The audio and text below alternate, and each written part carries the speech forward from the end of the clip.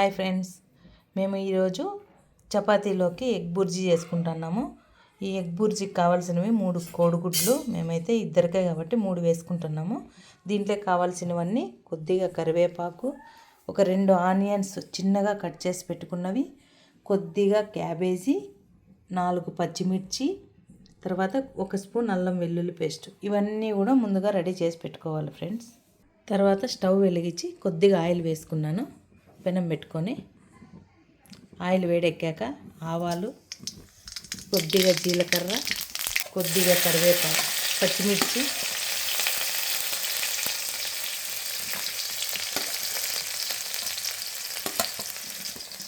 Cut చేసి పెట్టుకున్న ఎర్రగడ్డలు.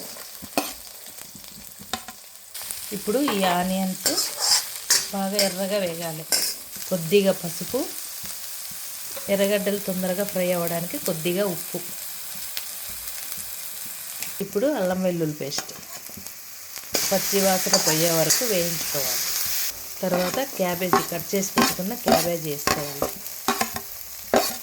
ఇది కూడా బాగా ఆయిల్లో ఫ్రై అవ్వాలి, పచ్చి వాసన పోయే వరకు వేయించుకోవాలి. ఇప్పుడు కరివేపాకు వేసుకోవాలి. ఇప్పుడు ఇదంతా కూడా పచ్చి వాసన పోయే వరకు వేయించుకోవాలి. సంతు కూడా తింటాడు, సంతు కదా సంతు. ఇవన్నీ బాగా ఆయిల్లో ఫ్రై అయినాయి. ఇప్పుడు కొద్దిగా కారం వేసుకోవాలి, మనకు కావాల్సినంత కారం చాలు. ఇప్పుడు ఇదంతా బాగా ఆయిల్లో ఫ్రై అయింది. ఇప్పుడు కొద్దిగా ధనియాల పొడి వేసుకోవాలి, టేస్ట్ కోసం అంతే.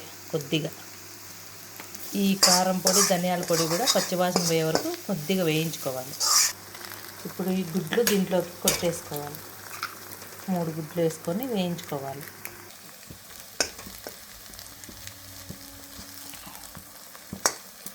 ఇప్పుడు అంతా కలిసేటట్టు బాగా వేయించుకోవాలి. గుడ్డు, క్యాబేజీ, ఆనియన్స్, పచ్చిమిర్చి, కరివేపాకు, కారం పొడి, ధనియా పొడి, ఉప్పు అంతా బాగా మిక్స్ అవుతాయి. ఇప్పుడు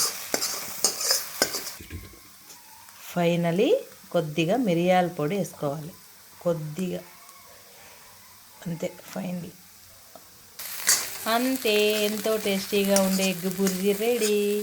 సర్వ్ చేసుకొని ఇట్లా ఉత్తదైనా తినచ్చు, రైస్లోకైనా పెట్టుకోవచ్చు, తర్వాత చపాతీలోకైనా తినచ్చు. మనకి ఎట్లా కావాలంటే అట్లా తినచ్చా ఫ్రెండ్స్. దీన్ని టేస్ట్ ఎలా ఉంది సంతు? బాగుందా? సూపరా? అంతే ఫ్రెండ్స్, తినడమే ఇంకా. Bye friends.